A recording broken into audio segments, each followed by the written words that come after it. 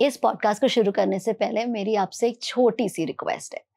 Subscribe button और bell icon को click करिए, क्योंकि आपके ऐसा करते ही आप हमारी कम्युनिटी के पार्ट बन जाते हो। हमारी कम्युनिटी बड़ी हो जाती है और ट्रस्टेबल हो जाती है। ये स्पेशली इंपॉर्टेंट होता है हमारे गेस्ट के लिए, जिनको हम बहुत मेहनत से अप्रोच करते हैं, और वो जब आते हैं पॉडकास्ट पे तो अपने सालों की इंफॉर्मेशन आपके साथ शेयर करते हैं, जिसको आप आराम से घर में बैठ के सुन पाते हो।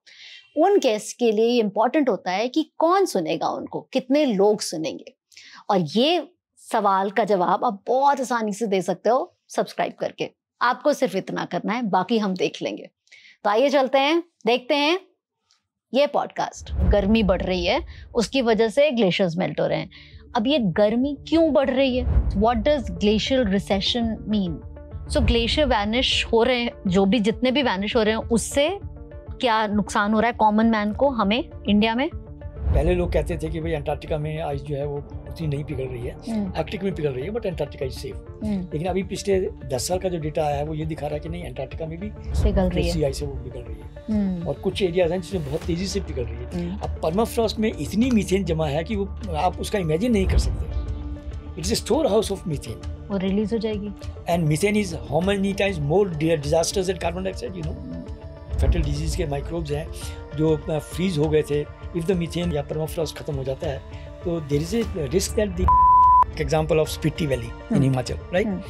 People used to grow apples at a particular level. Now suddenly the climate of that area became slightly changed. So now they have to go at a higher level. People found that there's no space for that particular species to go further up. Where will it go? So it will become extinct.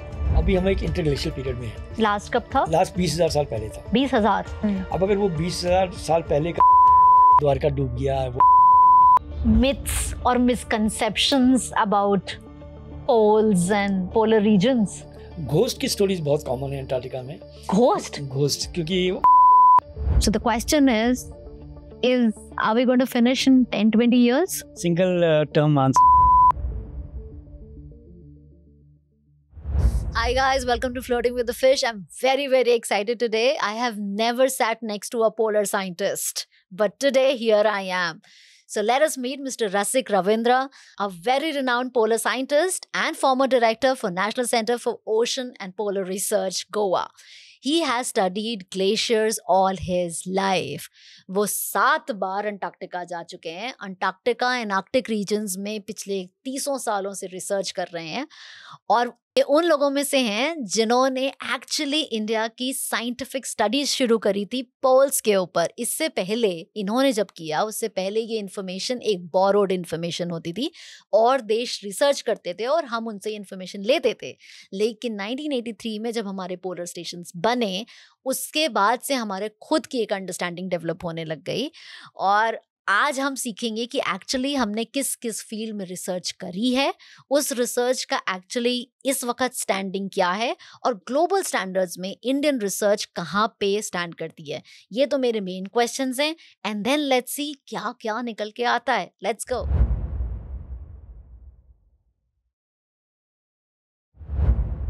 We been hearing a lot about कि दुनिया खत्म होने वाली है, because climate change real है, global warming real है। ये तो अब घर घर में हमें फील हो गया है, बट हमने बहुत सारे ऐसे वीडियोस देखे और आर्टिकल्स पढ़े हैं जिसमें ऐसे बताया जा रहा है कि बस 5 साल। So the question is are we going to finish in 10-20 years? No.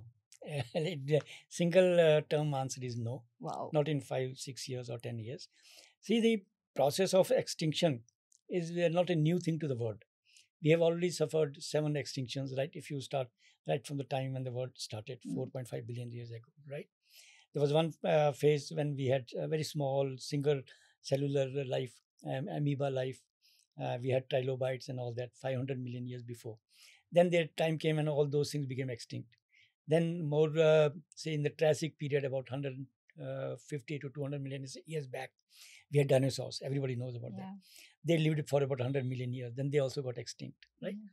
So the extinction, the growing of the species, its proliferation, it's becoming advanced in the stage of the physiological manner, and then gradually when it reaches a stage of super specialization, it gets extinct. Mm. Whether it's a normal procedure or it's because of some planetary process, that is a question.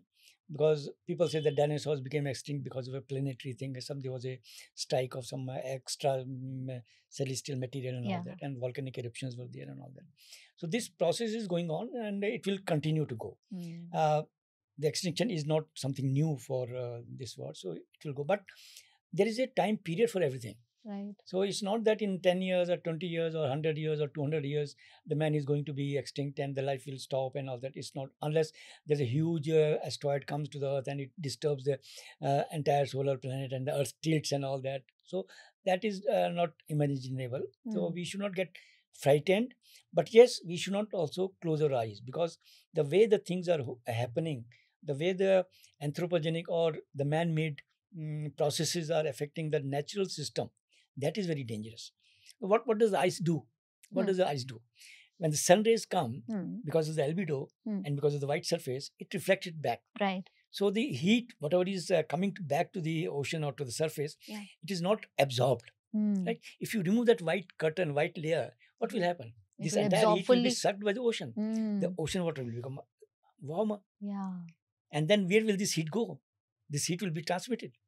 And then what is happening is, if you see that ocean convection current, but all heat is generated in the tropical regions, India, Africa, and all those. So all this heat is taken to the poles, 2 poles, in the north and the south, Arctic and the Antarctic, by the conveyor belts, ocean currents. And when it reaches the poles, the Arctic and Antarctic, these 2 poles, they are this, you can say, the global heat sink. They absorb all these heat, and then it cools down the water, and then this cooler water, it goes back to this ocean current. Because it is cooler, it is denser, it is heavier, it sinks down. So again, a system of the current is established. Right. So that is how this system is made up of. So if you disturb this ocean temperature, then you can imagine yourself what will happen. So when the ocean temperature, let's say we are already doing that. Yeah. So the ocean temperature is going to be phenomenally high and it's growing, and that kind of a heat is going to travel all the way to the poles. And then the poles are not going to be, or not going to be able to cool them?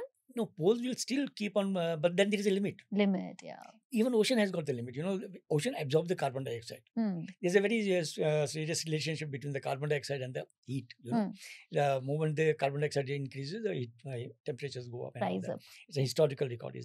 So oceans have got the capability of absorbing the heat, and because they have got phytoplanktons and all those algae, whatever is there in the ocean, plant to soak life, it absorbs the heat, absorbs the carbon dioxide. Because that is a food for all that algae, the life, the marine life. It's a food for them. But there is a limit again. So if the oceans are oversaturated with the carbon, then what will happen? When the glaciers melt, on the land glaciers. So land glaciers, they come, they are taking nutrients from the soil. Right, because they are on the land. So once they melt in the and they get deposited in the ocean, along with that they bring a lot of nutrients also. So the life gets rich and all that. Right. So if that thing also stops, and that thing also becomes abnormal, then what will happen?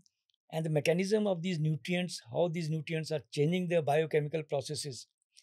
Biology is one thing, but then chemistry also changes, because all these things are basically having some chemical inputs. Chemistry and they're reacting with each other. Reacting with each other. So which they were not meant to. Biogeochemistry, biology, geology, and chemistry. So these 3 scientific fields, they work in tandem. Right. So it's called biogeochemistry. So what are these processes of biogeochemical processes that are taking place in the ocean? That is still not very clearly known. We know that it is affecting. We know that it is changing. But what is the mechanism by which it is place. Happening, and hence then some estimation on how to control it. And what will be the limit? What will be the end part of that? Whether it will continue or it will stop at some place or what? So that is still not known. People are observing it. People are trying to study it. In fact, the National Center for Antarctic Ocean itself is doing a lot of work on these aspects. But accumulation of the ice is the natural of the snow is the natural process. Yes. But what is causing the degradation? What is causing it to slip? Yeah, it is happening faster in some areas. For example, Alps, alpine mountains, in your Himalaya, in your Antarctic Peninsula, it is happening very fast because the temperatures are rising at a much higher rate than the global average. For example, in the Antarctic Peninsula, the rise is nearly 2 times or 2.5 times, much more than what it is happening. In Himalaya, also it is much higher than the global average. So when the temperatures are rising, naturally melting is more. When melting is more, some artificial lakes get formed on top of the glaciers. Yeah. It's called end glacial lakes, right? So these glacial lakes, again, they absorb a lot of heat and then they keep on expanding. And when they keep on expanding, this water causes, some water filters down and it accumulates at the juncture of the base rock or the bedrock on which the glacier is sitting and the bottom of the glacier. Now, this sort of a surface, which is between the glacier and the rock, it becomes slippery, or it becomes, and also because of pressure, it accelerates the melting.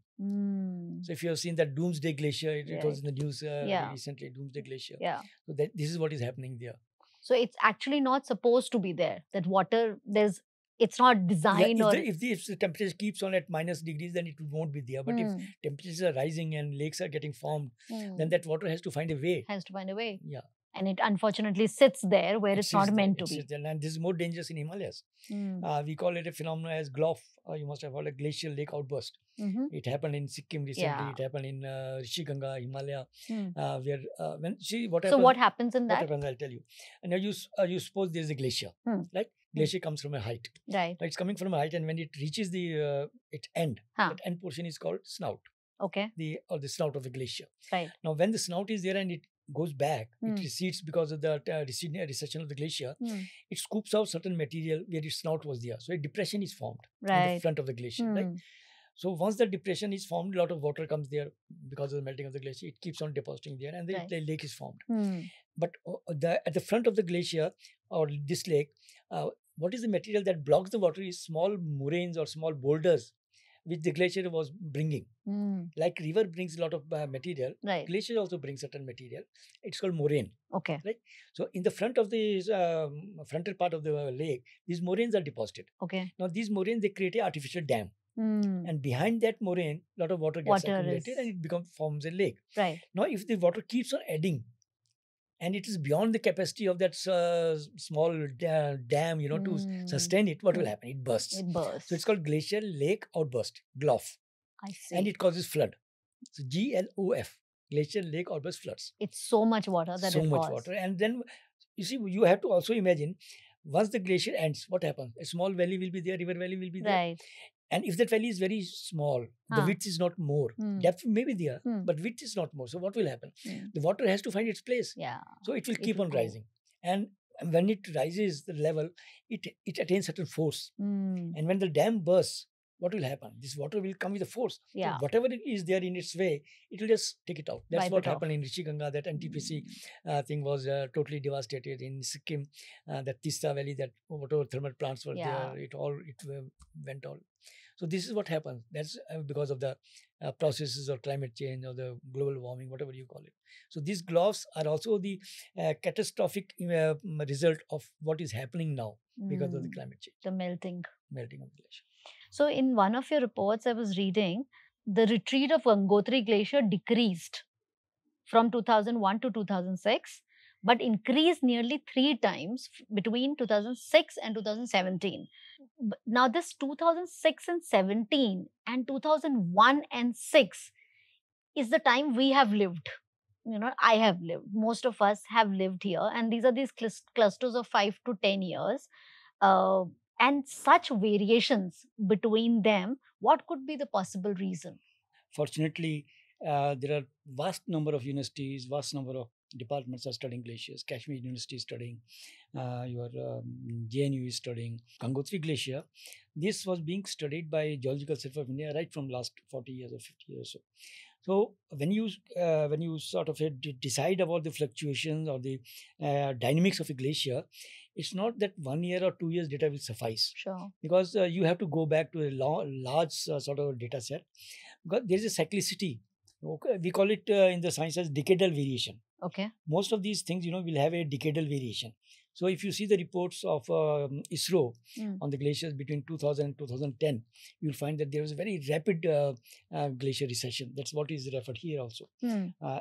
That is a result of Just to simplify for the masses, what does glacial recession mean? Means the glaciers are receding. पीछे जा रहे हैं. Glaciers जहाँ थे वो अपनी जगह से पीछे जा रहे हैं. They have vacated the land. They have vacated the land. So if a glacier was 2 kilometers long, now it has become only 1.5 kilometers long. तो वो आधा किलोमीटर पीछे चला गया. धीरे धीरे अगर वो यही रफ्तार चलती रही, it will vanish. But ये possible है कि वो vanish हो जाए. They are vanishing. They are vanishing. Vanish भी हुए हैं. Yes. Smaller glaciers, बड़े glaciers को थोड़ा टाइम लगता है, लेकिन जो छोटे glaciers हैं, which are 1 kilometer long or 500 meters long, they are depleting, they are vanishing at a very fast rate. जैसे ला नीना एल नीना बड़ी कॉमन चीज है, आपने सुना होगा. La Nina El Nina monsoon term सुना है बट समझती नहीं हूँ. पैसिफिक ओशन वगैरह जो है उनका टेम्परेचर सडनली बढ़ जाता है या कम हो जाता है, उसका असर जो होता है वो ओशन करंट्स पे आता है, उसकी वजह से मानसून इफेक्टेड होता है. तो ये सब चीजें होती हैं, साइक्लिक भी होती हैं. जैसे 3 साल में आपको लगा कि मानसून ठीक हो रहा है, उसके बाद सडनली मानसून बहुत ज्यादा हो गया या बहुत कम हो गया, है ना. तो ये सारे जो साइक्लिक चीजें भी होती हैं. जैसे कहते हैं भाई पिछले 5 साल में बहुत ड्रॉट पड़े, अगले 5 साल में नहीं पड़े. तो जब ड्रॉट पड़े होंगे तो नेचुरली बारिश कम हुई होगी, स्नोफॉल कम हो जाएगा, तो ग्लेशियर्स पे भी इफेक्ट होगा उसका. अगर स्नोफॉल ही नहीं हुआ तो ग्लेशियर का जो एक्यूमुलेशन जोन है, जहाँ पे ग्लेशियर को खाना मिलता है, फूड मिलता है, जब वही नहीं मिल रहा है तो ग्लेशियर बढ़ेगा कैसे? ग्लेशियर का राइज होगा नहीं, तो ग्लेशियर थोड़ा कमजोर हो जाएगा. और अगर ये कंटिन्यू रहा, स्नोफॉल हुआ ही नहीं, तो ग्लेशियर बिकम एक्सटिंक्ट. तो यही जो आपका वेरिएशन है, ये होती है. और फॉर्चुनेटली बिकॉज गंगोत्री ग्लेशियर में ऑब्जर्वेशन चल रही हैं, शुरू से चल रही हैं, और अभी बहुत सारी इंस्टीट्यूशंस कर रही हैं, तो we get that sort of data. So जो melting is heat is like obviously the temperature, the global warming, गर्मी बढ़ रही है, उसकी वजह से ग्लेशियर्स मेल्ट हो रहे हैं. अब ये गर्मी क्यों बढ़ रही है? इसका रीज़न मल्टीफेसेड है. इसके मैं कहूँगा कि इसके जो कसूरवार हैं या जो कल्प्रिट्स हैं वो हम लोग हैं. एंथ्रोपोजेनिक एक्टिविटीज जो बढ़ रही हैं. हमने क्या किया? हम जी तो रहे हैं. नहीं जी रहे हैं, लेकिन हम जिस ढंग से जी तो लोग पहले भी रहे थे ना. पहले भी लोग जी रहे थे, लेकिन वो पेड़ नहीं काट रहे थे. वो जाके आपके 6000 फीट पे अपने हैबिटेशन नहीं बना रहे थे. वो 4 धाम यात्रा जो थी वो बसेस में या हेलीकॉप्टर में नहीं कर रहे थे, पैदल जाते थे. हमारे जो आदिनाथ जो लोग गए हैं, जिन्होंने बद्रीनाथ बनाया किया, वो लोग तो गाड़ियों पे मोटर पे नहीं जाते थे ना. तो अभी क्या है, अभी आपको जाना है बद्रीनाथ, आपको 1 घंटे में पहुंचना है, 2 घंटे में पहुंचना है. आपको सिंगल रोड नहीं चाहिए, आपको मल्टी लेन चाहिए. तो इसका असर कौन झेलेगा? So since the ice is melting, but फिर भी कोई एक एक्सेप्टेबल रेट है आइस मेल्टिंग का, कंसिडरिंग कि अर्बनाइजेशन तो रहेगा, कि अगर उस रेट पे बढ़े भी तो भी चल जाएगी दुनिया अगले कई सालों तक. Is there some like if you were to recommend to government or to people saying we have to come down to at least this level, is the number? आपने वो सुना होगा पेरिस एग्रीमेंट, दोहा एग्रीमेंट, कॉप्स सब सुना होगा. वो सब क्या कर रहे हैं? यही तो सब कर रहे हैं. They are trying to convince the world कि आप 1.5 डिग्री से ऊपर मत जाने दीजिए टेम्परेचर को. लेकिन कहाँ कुछ हो रहा है? बट वो 1.5 डिग्री में डैमेज आप प्रोलॉन्ग कर सकते हैं, खत्म तो नहीं कर सकते, आप वापस तो नहीं ला सकते अपने सब चीजों को, लेकिन आप उसको प्रोलॉन्ग, जो चीज 10 साल में होनी है वो 30 साल में हो जाएगी. तो you still have 20 years to live peacefully. बस उतना ही है, लेकिन उतना ही है. मतलब ये फिगर्स में ऐसे बता रहा हूँ, लेकिन अगर आप 1.5 डिग्री तक नहीं लेके आए तो आपका डैमेज जो है वो बहुत ज्यादा हो जाएगा. And all these damages are irreversible. आप इसको वापस नहीं कर सकते हैं. अब देखिए, अब मैं आपको बताता हूँ, जैसे परमाफ्रॉस्ट है. You know what is permafrost? जमीन के अंदर जो सॉलिड मॉइस्चर होता है, जो जम जाता है, उसको परमाफ्रॉस्ट कहते हैं. अब अगर उसकी एक अपर लेयर होती है जिसको हम एक्टिव लेयर बोलते हैं. परमाफ्रॉस्ट का जो टॉप है, जो एटमॉस्फेयर के साथ थोड़ा सा उसका कॉन्टेक्ट है सॉइल के थ्रू, उसको हम एक्टिव लेयर कहते हैं. ठीक है. अब जब आपकी गर्मी बढ़ेगी, टेम्परेचर बढ़ेगा, तो ये जो एक्टिव लेयर है ये फ्लक्चुएट होगी, ऊपर नीचे जाएगी. ठीक है. अब जब ये मेल्ट होती है, अगर ये एक्टिव लेयर मेल्ट होगी तो क्या होगा? नीचे जो परमाफ्रॉस्ट है वो भी मेल्ट होगा. अब परमाफ्रॉस्ट में इतनी मीथेन जमा है कि वो आप उसका इमेजिन नहीं कर सकते. It is a store house of methane. वो रिलीज हो जाएगी. वो रिलीज होगी. And methane is how many times more disasters than carbon dioxide, you know. तो ये इफेक्ट्स है। इसको आप अगर रोकेंगे नहीं तो जितना आपकी डिवास्टेशन होनी है 10 साल के बाद 15 साल के बाद में वो अभी होनी शुरू हो जाएगी। That is fearsome. एंड जब आपने जो गंगा एंड ब्रह्मपुत्र पे स्पेशली काम किया था, so what have any core things that you remember that were the findings from there, because as common people also we relate to Ganga and Brahmaputra, so what were the findings? Ganga basin का, जब मैं गंगा की देखिए river की बात नहीं कर रहा हूँ, मैं ग्लेशियर्स की बात कर रहा हूँ। हाँ, एक्चुअली क्या होता है कि जैसे आपका रिवर्स का एक बेसिन होता है ना, गंगा आ रही है उसमें ये अलग अलग नदियाँ के मिल जाती हैं। Ganga is a major river, Brahmaputra is a major river. अब उस मेजर रिवर में छोटी छोटी नदियाँ आके मिल रही हैं, है ना, ऐसे ही ग्लेशियर्स का होता है। तो हमने क्या किया, जैसे गंगा बेसिन है उसको एक बेसिन की बाउंड्री ड्रॉ कर ली है, ठीक है। ब्रह्मपुत्र बेसिन ड्रॉ कर लिया, उस बेसिन में नदियां भी हैं, ग्लेशियर्स भी हैं, ठीक है। तो ग्लेशियर्स को हम अलग से स्टडी करते हैं, रिवर्स को अलग से स्टडी करते हैं। Anything that has been concluded so far? Yes, conclusion तो यही है कि ग्लेशियर्स आर रिसीडिंग, उनका रेट निकल गया है। वो sir even in that area publish किया, सभी तरफ हो रहा है। जो आपकी रिपोर्ट भी है, जैसे आपने वो सेंट्रल हिमालयस, वेस्टर्न हिमालयस को ब्रेक किया था, तो कहीं थोड़ा बहुत हाँ ऊपर नीचे है। जैसे आपका जो ये ऊपर का एरिया है आपका काराकोरम का एरिया है, उसमें कम हो रहा है, क्योंकि उस एरिया की जो ग्लेशियर की जो हिस्ट्री डायनेमिक्स है वो थोड़ा अलग हटके है।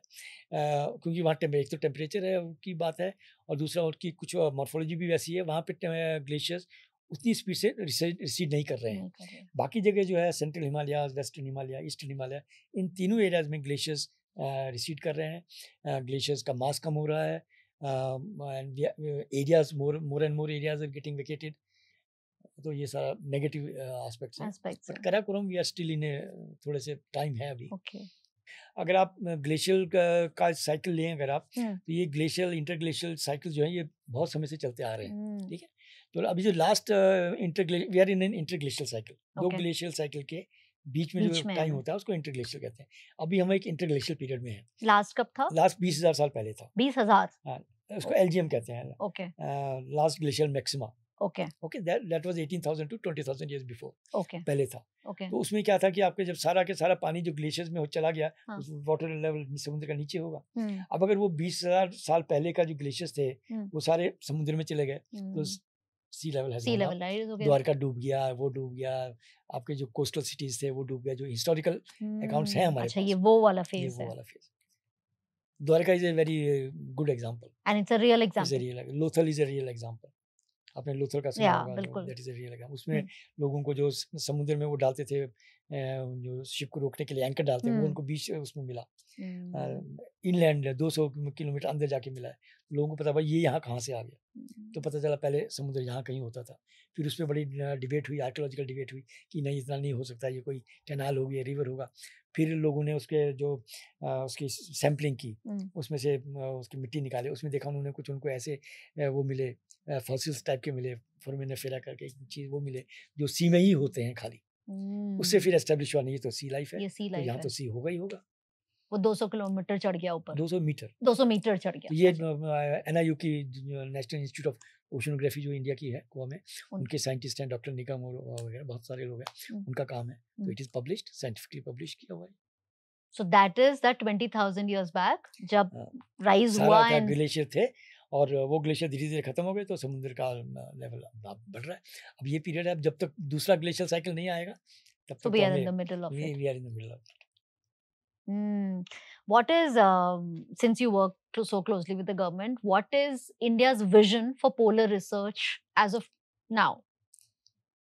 Polar research का vision, I will definitely say it is much better. It is on a positive scale. It is on a जैसा होना चाहिए उसकी स्केल में है, because the higher ups, the policy makers, they understand the importance of polar. क्योंकि अगर ये नहीं होता तो हमारा आर्कटिक पे जो पॉलिसी आई है, एंटार्क्टिक में जो पॉलिसी आई है, एंटार्क्टिक लॉ बना है, एंटार्क्टिक रूल्स बने, वो नहीं बनते। तो ये सारी डेवलपमेंट जो है पिछले 10 साल में जो हुई है, या 10 साल क्या आप ये पोलर स्टेशन बनाना ही एक ऐसा कंसेप्ट था कि द गवर्नमेंट न्यू कि भाई what is the importance of the polar areas, otherwise why should we go to the poles. हमारा तो कोई क्लेम नहीं है, बाकी कंट्रीज का कुछ कंट्रीज हैं जिनका क्लेम है अंटार्कटिका पे कि भाई ये हमारा, they have put A claim. क्योंकि पहले क्या होता था कि आप किसी एरिया में जाइए, वहाँ पे झंडा गाड़ दीजिए, भाई ये मेरा एरिया हो गया, I claim that area in the name of my king और माई क्वीन, है ना। तो ऑस्ट्रेलिया ने या नॉर्वेजियंस ने या ब्रिटिशर्स ने कुछ एरिया ऐसे वहाँ झंडा गाड़ के क्लेम किए भाई हमारी टेरिटरी है। ओके। ठीक है, इंडिया का तो ऐसा कोई क्लेम नहीं है, ना हम दूसरों का क्लेम मानते हैं ना हम अपना क्लेम करते हैं। तो हमारा पर्पस क्या था वहाँ जाने का? हमारा पर्पस बेसिकली साइंस ही है कि भाई क्योंकि ये दोनों एरियाज जो हैं ये अलूफ नहीं है, ये दुनिया से हट के नहीं है। तो इन एरियाज में जो होगा उसका असर हमारे पे भी पड़ेगा। इसको इंग्लिश में कहते हैं what happens in poles doesn't stay there, it's affected here. जब आप ड्रिलिंग करते हैं, जब आप आइस पे जब ड्रिलिंग करते हैं, उससे क्या इंफॉर्मेशन निकलती है? अच्छा देखिए, आई विल टेल यू, हाँ, इट्स वेरी इंटरेस्टिंग।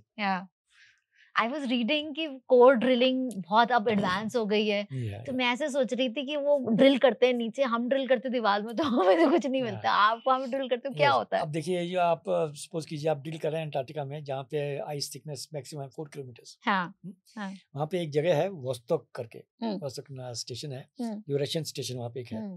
तो वहाँ पे इट हैज बीन ऑब्जर्व्ड, लोगों ने जियोफिजिकल इंस्ट्रूमेंट से उसकी डेप्थ निकाली है आइस की, सब सरफेस मैपिंग जब मैंने आपको बताया था, तो उससे लोगों को पता है कि वहाँ पे जो आइस की थिकनेस है वो 3.5 किलोमीटर से लेकर 4 किलोमीटर तक की है। ठीक है।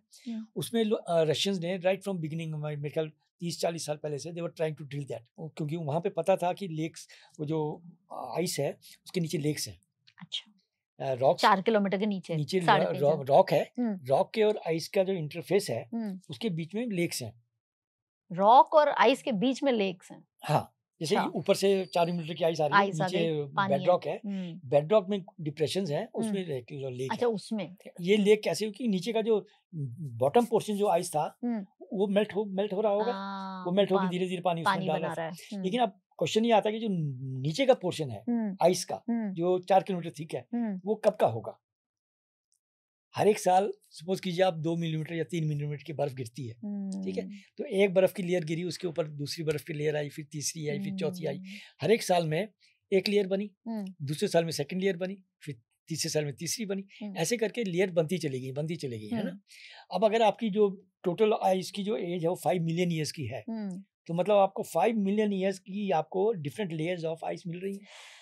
ठीक, अब अगर आप नीचे की लेयर उठाते हैं, सिर्फ 1 मिलियन ईयर की लेयर आप उठाते हैं, तो जब उस वक्त का स्नोफॉल हुआ होगा, वो पीरियड जो ये आइस की लेयर रिप्रेजेंट कर रही है, तो उस वक्त का जो एटमॉस्फेयर होगा, जो उसमें कार्बन डाइऑक्साइड होगी, जो उसमें गैस होगी, जो भी कुछ उसमें होगा, पॉल्यूशन, एरोसोल होंगे, कुछ भी होगा, वो सब उसमें ट्रैप होगा, right. So once you are taking a core, आप एक सैंपल ले रहे हैं नीचे का, वो आपको उस टाइम का पूरा हिस्ट्री बताएगा, क्लाइमेट बता देगा, जिसको हम कहते हैं paleo climate, climate of ancient time. Paleo means ancient, so paleo climate बताता है। मतलब लिटरली उतने 20,000 साल पीछे जाके ये वैसा ही है जैसे आप ट्री ट्रंक को ले लीजिए, आपने पढ़ा होगा कि लोग ट्री में छेद करते हैं, तो उसका जो एक एक रिम है, इट रिप्रेजेंट्स 1 ईयर लाइफ। हां, it is something like that only. Wow, very very fascinating. Yeah, it is fascinating. Have you also heard myths or misconceptions about poles and polar regions? Ghost की stories बहुत common है Antarctica में। Ghost क्योंकि वहां भी पहुंच गए।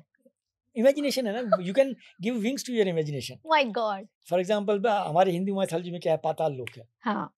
अब हम तो जहाँ रह रहे हैं वो तो ठीक है, हमारा धरती लोक है। हाँ। तो पाताल लोक क्या था? पाताल लोक मींस ग्लोब के नीचे जो था, अब अंटार्कटिका ग्लोब के नीचे है, तो इन ट्रू सेंस ग्लोब वही होना चाहिए, पाताल वही होना चाहिए। और पाताल में क्या था कि 6 महीने की रात होती थी, 6 महीने का दिन, कुंभकर्ण वहीं जाके सोता था। तो है ही अंटार्कटिका में 6 महीने की रात होती है, 6 महीने का दिन होता है। कनेक्ट हो गया ना। हाँ। तो अब ये लोग इस पे सोचते हैं, कुछ बात भी करते हैं, ठीक है हो रहा है, इमेजिन करते हैं। आपने देखा है कभी? नहीं, I have not seen ghost. लेकिन एक चीज है उसमें, अगर आप ऐसे एटमॉस्फेयर में रहते हैं ना, तो सबसे and supposing you are alone, जैसे हम लोग साउथ पोल गए तो हम लोग 6-7 लोग ही थे, कोई भी नहीं था आदमी, ना पेड़ है, ना वो है, ना रोड है, ना व्हीकल है, व्हीकल हमारी गाड़ी थी और कुछ नहीं था, ना इंडस्ट्री है, ना आदमी है। तो और जब आप उस पर खड़े हैं तो और उसमें क्या रहता है कि आपको आप जहाँ तक देख रहे हैं ना, आपको वाइड दिख रहा है, बस होराइजन क्या है आपको नहीं पता चलता है। आपको जो डिस्टेंस का आइडिया है वो होराइजन से ही लिखता है। अगर आप कहीं खड़े हैं तो आपको लगता है कि आसमान और जमीन कहाँ पे मिल रही है, that is and part, right. आपकी वहां तक नजर जा रही है। अब सपोज कि आपको वो लाइन नहीं दिखती है, तो क्या होता है, आप एक सर्कल में हो, स्फीयर में है ना, कोई आपको घुमा दे, राउंड सर्कल कर दे, तो आपको नहीं पता चलेगा आपको इधर जाना है कि उधर जाना है ना? तो उसको व्हाइट आउट कहते हैं। अगर सपोज कीजिए आप व्हाइट आउट की कंडीशन में आ गए हैं, आसमान भी व्हाइट है और जमीन भी व्हाइट ही रहेगी वहाँ पे, और कुछ भी नहीं है, और कुछ नहीं है, तो उसमें आपको लगता है कि यार मैं कहाँ पे खड़ा हूँ, एंड देन यू रियलाइज कि you are just a grain of a sand. इतने बड़े यूनिवर्स में आपका कोई वजूद नहीं है, आपका ईगो सब खत्म हो जाता है, यू जस्ट वैनिश, यार क्या आई एम नथिंग। तो वो रियलाइजेशन जो है ना, ये तभी आती है जब आप रियल आदमी को लगता है कि यार मैं क्या हूँ, मैं कुछ भी नहीं हूँ। इतना मतलब आपको होराइजन ही नहीं दिख रहा है, आपको लग रहा कहाँ है शुरू कहाँ आप खत्म। ब्रह्मांड में खड़े हैं पूरे के पूरे, आपके नीचे क्या है, ऊपर क्या है, कुछ नहीं है, और you are the alone person, और कुछ नहीं है वहाँ पे, और कोई दूसरा एलिमेंट ही नहीं है जो आप और आपके बस। पास जो और है आप बस। क्या है, अगर आपको रेस्क्यू करने के लिए कोई नहीं आता, कुछ नहीं आता, तो you will become one of the sand snow grain. 2 time का खाना नहीं मिलेगा, नहीं खत्म हो नहीं जाएंगे खत्म वहाँ खत्म, पे। पानी नहीं है, हाँ, पानी भी कहाँ है, पानी सब का जगह बर्फ है, लेकिन पानी तो नहीं है ना, बर्फ पी तो नहीं सकते हैं। अब एंटार्क्टिका में हम क्या करते हैं, बर्फ जमा करते हैं, एक बाल्टी बर्फ जमा करते हैं, उसमें उसको गर्म करके उसमें से 2 गिलास पानी निकलता है बस। सुना था मैंने। तो कितनी बर्फ पिघलाते हैं तब जाके 1 ग्लास 2 ग्लास 2 पानी पानी में, निकलता है। उस टाइम पे वैल्यू पता चलती है। यस यहाँ पे हम 20 रुपए की बोतल खरीद के फेंक देते हैं यस, ऐसे। इसीलिए कहते हैं कि भाई नेचर को बड़ा संभाल के रखना चाहिए, hmm, and we should imagine कि हम लोग we are a guest here, हम लोग यहाँ कुछ समय के लिए आए हैं, we will move back, which is the truth। Which is the truth. तो हमें अपनी औकात, जिसको कहते हैं हिंदी में ना, अपनी हम्म, औकात समझनी चाहिए, सही में। We should realise what we are, वैसे ही रहना चाहिए, जैसा मिला है वैसे छोड़ के तो जाएं कम छोड़ से के कम, जाना है। बट कहाँ। और एनिमल्स पे जो वहाँ जो पेंगुइन्स हैं, जैसे जो हम कॉमनली जानते हैं अंटार्कटिका के लिए, इतना सब कुछ जब हमारे ऊपर हो रहा है तो उन पे भी हो रहा होगा। बिल्कुल, पेंगुइन की स्पीशीज अभी लास्ट जो एटीसीएम हुआ था हम्म, कोचीन में, इंडिया ने होस्ट किया था, हम्म, उसमें एक बड़ा इशू था क्या कि पेंगुइन की स्पीशीज खत्म हो रही है, उनको एक एंडेंजर्ड स्पीसी डिक्लेयर किया जाए। इट वाज खत्म हो रही है? हाँ, अब उनका अगर वो बर्फ पे रहते हैं, हाँ, अगर उनका हैबिटेट ही खत्म हो रहा है और उनको फूड नहीं मिल पा रहा है, तो how will they survive? And polar bears and seals polar bear का तो हैबिटेट ही खत्म हो रहा है, खत्म हो खत्म जाए। ही हो रहा और ये आपने अपने काम के अंदर है। आपने Yes. पहले आपने जब 80s में शुरू किया था। नहीं, तब तो इतना ग्लेरिंग नहीं था, तब तो नोबडी वाज टॉकिंग कि भाई हैबिटेट खत्म हो जाएगा ये वो, लेकिन अब तो दिख रहा है आपको। खत्म ही हो रहा है। और ये can we take 5 minutes break? या प्लीज प्लीज प्लीज प्लीज चाहे आपने कोई साइंस ऑफ रिकवरी दिखे हैं आपको क्लाइमेट चेंज के, anything that shows in the polar regions? No no, none whatsoever. कैसे दिखेगा, मतलब आप बताइए ना कैसे दिखेगा? वी आर इतना काम हो रहा है, लोगों में समझ आ रही है सस्टेनेबिलिटी पे हाँ, इतनी। सस्टेनेबिलिटी हो रहा है, लेकिन सस्टेनेबिलिटी को इररिवर्सिबल है ना ये, it is not something that we can go back. आप ग्लेशियर को क्रिएट नहीं कर सकते हैं ना, वो जो शायद स्लो डाउन हो तो हो अगले अब 10-20 जैसे वो सालों में। ये आपका आपने सुना होगा वो ग्लेशियर मैन ऑफ इंडिया करके जो लद्दाख का वो है, वो क्या है, पानी पर्कुलेट होके आ रहा है, उन्होंने छोटे छोटे आर्टिफिशियल डैम्स बना दिए, रोक दिया, विंटर में वो सॉलिडिफाई हो गया, तो बर्फ जम गई, लोगों ने कहा भाई आर्टिफिशियल ग्लेशियर बन गया, है ना, but that is not a glacier, वो आपने पानी को जमा दिया, है ना, गर्मी आएगी वो पिघलेगा, वो खत्म हो जाएगा। ठीक है, उसका कुछ सोसाइटल बेनिफिट है कि वो आपने पानी को स्टोर कर लिया, वो पानी वेस्ट हो जाता है, वो पानी वहाँ बह जाता वहां से तो। विंटर में जमा हो गया, और समर में जब आएगा, जब क्रॉप को चाहिए तो वो पानी आपको मिल जाएगा, that is okay, but glacier you can not create, है ना, आदमी के बस की चीज, आदमी के बस की चीज नहीं है वो, तो आपका स्नोफॉल होगा और उसकी एरिया ऑफ एक्यूमुलेशन होगा जहाँ पे हाई लेवल पे वो, क्योंकि जब स्नोफॉल हो रहा है, होते ही अगर टेम्परेचर ज्यादा होगा तो स्नो पिघल जाएगी, बह जाएगा, तो टेम्परेचर ऐसा होना चाहिए कि स्नो गिरी, टेम्परेचर माइनस में है तो बर्फ वहीं रुक गई और वो स्नो से आइस बन गई, एक साल, फिर वो पूरे विंटर रहेगी, दूसरे साल जब दूसरी साल की बर्फ गिरी, वो उसके ऊपर गिरी, तब जाके नीचे की बर्फ पड़ी रहेगी, अगर दूसरे साल बर्फ नहीं गिरी तो पहले साल की पिघल जाएगी। इसीलिए मल्टी ईयर आइस होना बहुत जरूरी है for the development of A glacier. Single एक साल बर्फ हुई, स्नोफॉल हुआ, 2 साल हुआ ही नहीं, तो दैट विल नॉट सस्टेन, उसका ऑलमोस्ट कोई फायदा नहीं है, कोई फायदा वो बह ही जाने वाली है। इसलिए जब हम ग्लेशियर की स्टडी करते हैं, हम एक्यूमुलेशन जोन पे जाते हैं। ग्लेशियर के 2 जोन होते हैं, एब्लेशन जोन, एक्यूमुलेशन जोन। आप एक ग्लेशियर इमेजिन कीजिए जो ऊपर से नीचे तक आ रहा है, ठीक है, तो जो ऊपर का एरिया है जहाँ पे बर्फ गिरती है, दैट इज एक्यूमुलेशन जोन।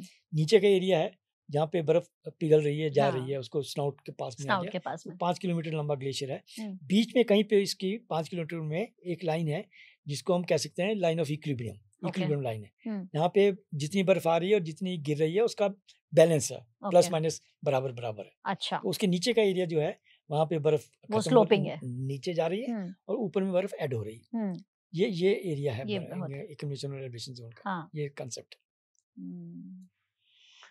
और जो कोस्टल एरियाज में जो डिवास्टेशन हो रहे हैं उन कोई हमारी कुछ रिसर्च कोई हमारा काम चल रहा है जो कि उसको थोड़ा कम कर पाएगा that disaster over the next few years we can hope to see less disasters या we have not yet it's नहीं, there are beyond 2 institutions again ministry of science के हैं, कोस्टल रिसर्च का एक डिवीजन है और centre for marine living resources है। 3-4 ऐसे इंस्टीट्यूट्स हैं मिनिस्ट्री ऑफ साइंस के अंडर जो इस चीज़ को स्टडी कर रहे हैं कि कोस्टल रीजन में क्या इम्पैक्ट हो रहा है। तो they are dedicated to this study only. Okay अब उसको रोक पाना के तो एक टेक्नोलॉजिकल वो है कि उसमें आप वो लगाइए, डाइस लगाइए, ये कीजिए, पानी को रोकिए, वो तो दूसरी बात है।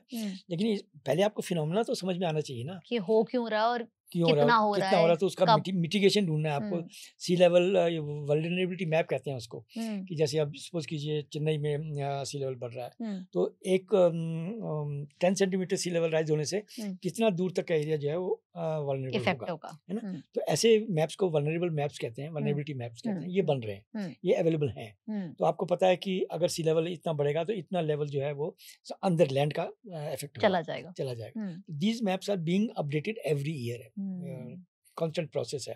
और अगर ये होगा तो कितनी पॉपुलेशन पे इम्पैक्ट होगा, उस पॉपुलेशन वो कहाँ जाएगी, क्या होगी, उसका कितने रिफ्यूजीज जनरेट होंगे, ये सारा इट्स वर्ल्ड वाइड स्टडी जिसको यूएन भी कर रहा है कि ये आपके रेफ्यूजीज प्रॉब्लम जो वो देख रहे हैं, माइग्रेशन का जो देख रहे हैं कि अगर उनका हैबिटेट ही खत्म हो गया तो they have to migrate somewhere, तो where will they migrate, they migrate upward जाएंगे तो सोसाइटी क्रैश होंगे। जो जहाँ ऑलरेडी लोग रहे, अब तो ऐसा नहीं है कि भाई एरिया खाली पड़ा है आप कहीं भी जाइए रह लीजिए, तो already people are living there. Now you shift from a lower area to the upper area and people are already living there, so there will be societal clashes will be there. तो ये सारी problem जो है ये तो community problem है ही है, but this comes in under a different theme of study, this is being studied. And what can be done to not have this irregular and heavy downpour of rainfall? You cannot stop it, ये तो आपका natural calamity जिसको कहते हैं, ये तो वही है, इसको तो आप नहीं। तो ये आने वाले समय में बढ़ेगा, एक्सट्रीम वेदर तो बढ़ेंगे ही बढ़ेंगे। अगर ग्लोबल वार्मिंग ऐसी होती रही, क्लाइमेट चेंज को कर्ब नहीं किया गया तो ये तो होगा ही होगा, एक्सट्रीम तो आएंगे ही आएंगे। और क्लाइमेट चेंज को कर्ब कैसे करें? वही है, पेरिस एग्रीमेंट को स्ट्रिक्टली फॉलो कीजिए, 1.5 डिग्री तक नीचे लाइए, अब फॉरेस्टेशन बढ़ाइए जिससे सॉइल एरोजन कम होगा, वाटर रिटेंशन ज़्यादा बढ़ेगा, फ्यूल यूज़ करना बंद कीजिए, बंद तो नहीं कर सकते, कम कीजिए, ऑल्टरनेट सोर्स ऑफ एनर्जी को बढ़ाइए, सोलर बढ़ाइए, विंड को बढ़ाइए। तो जितना वो ज़्यादा करेंगे उतना ये कम होगा, जितना फ्यूल कम होगा उतना कार्बन डाइऑक्साइड एटमॉस्फेयर में कम आएगी, कार्बन डाइऑक्साइड कम होगी तो ग्लोबल टेम्परेचर कम होगा, ग्लोबल टेम्परेचर कम होगा तो ऑटोमेटिकली क्लाइमेट चेंज थोड़ा कम हो जाएगा। Which are the biggest contributors to fuel is the biggest contributor. Fuel. So all our automobile on the they road. They are the main reason. They are the main reason. And then the industries. Anything that emits carbon dioxide. That emits carbon dioxide. अभी तो हम methane की बात ही नहीं कर रहे हैं। हाँ, वही जो आप बोल रहे हो कि जब वो हीट होगी, जब उसमें से मीथेन निकलेगी ओशन में से, क्या होगा तो आप इमेजिन नहीं कर सकते। और खाली इसी की बात नहीं है, आप देखिए आज से 100 साल 150 साल पहले जब एक बहुत बड़ा प्लेग फैला था, उसका कुछ नाम था, जो आजकल जो था उससे 150 साल पहले, वो उसमें बहुत लोग मरे थे, और वो सब के सब जो भी उसके जो भी माइक्रोब से मरे तो चलिए लोग दब गए बर्फ में, वो कुछ भी हो गया, लेकिन जो माइक्रोब्स थे वो सब जमीन के अंदर ही गए। और अब तो जो फ्रोजन एरियाज में जो थे वो सब फ्रीज हो गए, है ना। अब जब वो निकलेंगे तो वो कैसे निकलेंगे आपके, वो जो आपको जो चलते फिरते वो भूत होते हैं, क्या उनको बम क्या कहते हैं उनको, जो आजकल दिखाते हैं ना वैसे करके आदमी चल रहे हैं। What is the term for that? I don't know the term, but I know what you're talking about. मतलब वो रियल है। या अगर मीथेन पूरा मतलब खत्म होता है, परमाफ्रॉस्ट खत्म होता है, तो जो जितने भी माइक्रोब्स से डिजीज के माइक्रोब्स है वो कहाँ जाएंगे भाई, वो तो निकलेंगे ना बाहर, घूमेंगे ऐसे। नहीं एटमॉस्फेयर में जाएंगे, या सॉइल में मतलब जाएंगे, एटमॉस्फेयर में जाएंगे, बाहर आ जाएंगे बाहर ना आएंगे तो। ना। तो बाहर आएंगे तो पॉपुलेशन तो इतनी बढ़ गई। अब तो ऐसा नहीं कि आर्कटिक में आदमी नहीं रहते हैं। आर्कटिक की तो अपनी इंडिजिनियस पॉपुलेशन भी है, सियामी साइमी है, ये हैं वो जो लोग वहाँ रहते हैं, उनका क्या होगा? हमारे तक आने से चलिए टाइम लगेगा, लेकिन जो लोग वहाँ रह रहे हैं, जो भी इंसान तो वो भी हैं, इंसान है, हाँ। वाइल्ड लाइफ है वहाँ पे, सब कुछ है, या लाइफ है, उनका क्या होगा?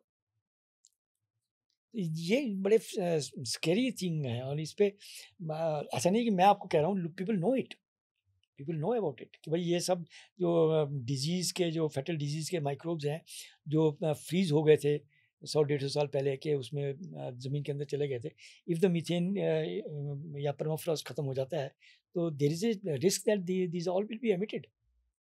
But how has it become scary now? Like we didn't have enough data to feed in, and hence we did not have that kind of analysis, or we have just become more transparent about showing that analysis now. Both ways. You see, if you go back to last 30 years or 40 years, the people who used to say global warming only. General. Climate change was not there. Everybody was saying global warming is taking place. We are, every year is becoming more hot and hot. Then in the last 20 years or so, it changed to climate change. So it's not only that temperature is rising, other things are also becoming associated with that, because climate is a bigger thing, right? It's not only the temperature. It includes several more parameters. Like? Extremities, rainfall, and things like that. Permafrost melting, snow getting depleted, rainfall getting erratic. So, for example, if you had, say, take example of Spiti Valley in Himachal, right? People used to grow apples at a particular level, 4,000 feet, 5,000 feet or 6,000 feet. Okay. Now suddenly the atmosphere or the climate of that area became slightly changed. So now they have to go at a higher level. Altitude. They have to go at 7,000 feet to grow the same. And in some of the places like Andes, the same thing people have shown by graph. There were certain species of the tree. It kept on shifting up. And then suddenly people found that it has already reached the peak. There's no space for that particular species to go further up. Where will it go? So it will become extinct. It used to grow at 3,000 meters. It survived till 4,000 meters. But then after 4,000, there was no space to go up. Meters I'm talking of. So it's going to be extinct. And this is because of the air quality? This is because of the global warming. The snow line is changing. There's a snow line, at one place it will be up to, say, 6,000 feet. At other place it may be 8,000 feet and all that. So at that particular place there was a snow line. Now it is shifting upwards. So the climate is also shifting. And so the plants, the species, they have to get accustomed to the changing of their nature, changing of the climate. So as far as they can do it, it's okay. Yeah. But at certain limit they can't do it. Because there's no soil, there's no temperature at that particular level. So they will become extinct. Yeah. So these things have become very clear in the last 3 decades or so. And then people have started modeling. People have started putting more buoys in the ocean, more automatic weather stations in the glaciers, in the Himalaya, in the Arctic, in the Antarctic, to find out why it is happening. That process, that mechanism is still not understood. That's why there are information gaps, knowledge gaps are there. For example, you go to the Arctic. So a couple of years back, say, not is very old, you can say about 4 decades back, people knew that yes, temperatures are rising and the Arctic is getting warmer more than the rest of the average of the world. But that the entire sea ice will get vanished from the Arctic, it was not known. It's only in the last 15 years or so, when people started observing the Arctic sea ice, people started saying, okay, there's a danger. And now we know that by 2030, there will be no sea ice in Arctic. Just by 2030? Yes. That is the model that models are saying. How much time does India have to do major fixes? देखिए, actually अगर आप कह दें कि हम 10 साल में कर देंगे और आप कमिट कर जाते हैं और आप नहीं कर पाते हैं, तो you cut A solid figure. वो मैं समझ रही हूँ, वो चैलेंजेस बड़े हैं। इसलिए गवर्नमेंट कभी कमिट नहीं है। जो कंफर्टेबली गवर्नमेंट के आइडियाज हैं कि भाई इस तक हम कर सकते हैं, so they are giving that time. And I think for a country like India, where the population is developing, where needs, हम अभी भी मोरलेस वो हुए उस लेवल पे आए हैं जहाँ पे हमारी यंगर जनरेशन जो है, they have started using energy, है ना? उनको पढ़ाई कर रहे हैं स्कूल में, पढ़ने के लिए उनको एनर्जी चाहिए, लाइट चाहिए, ये चाहिए, सब कुछ चाहिए। हमारे पहले के लोग तो आवर एंसेस्टर, उनको नहीं जरूरत था, तो 7 बजे लाइट बंद करके दिया लालटेन बंद करके सो जाते थे। अब तो 24 घंटे लाइट चाहिए। अब तो 24 घंटे लाइट चाहिए, टीवी देखना है, ये चलिए टीवी चार्जिंग नहीं करिए, मोबाइल चार्ज करना है, कुछ करना है। तो आप इतने बड़े सेगमेंट को तो ये नहीं कह सकते कि भाई आप U turn back the clock and you become like your दादा दादी, right, you can't do that. And when you know there are people in the other part of the world like US and other who have consumed 10 or 20 times or 30 times more energy than what we are doing now, and they have not stopped it, they are still doing it. उनका energy consumption और आपका energy consumption क्या है? तो global community हमको कहती है भाई India, China, Brazil are polluting now, ठीक है, तो आपने जो पिछले 100 सालों में कर दिया, तो हमको तो आप अलग कर रहे हैं, और आपने ऑलरेडी कर दिया। एग्जैक्टली, यही मैं पूछना चाह रही थी कि जो डेवलप्ड नेशंस हैं वो तो भयंकर कंट्रीब्यूट करते हैं इसमें, है ना, बट वो अपनी तरफ से स्टेप्स ले रहे हैं, मेजर स्टेप्स, कि वो सारा प्रेशर हमारे पे ही है। हो सकता है ले रहे हो, लेकिन जो उन्होंने डैमेज किया है, why should not they B penalised for that? Correct. भैया आप ट्रेन चल रही है, आप ट्रेन में पहले बैठे हैं, फिर आपने दरवाजा बंद कर लिया, मैं कह रहा हूँ यार मेरे को भी अंदर आने दो, आओ, नहीं भीड़ बहुत हो गया, आप अंदर नहीं आ सकते, तो ऐसा तो है नहीं ना, क्योंकि आप पहले चढ़ गए, इससे सारी ट्रेन आपकी हो गई, मैं बात के स्टेशन पे, मेरे को आप अंदर ही नहीं आने दे रहे हो। That concept doesn't hold good, na? But that's what's happening. That is what is happening.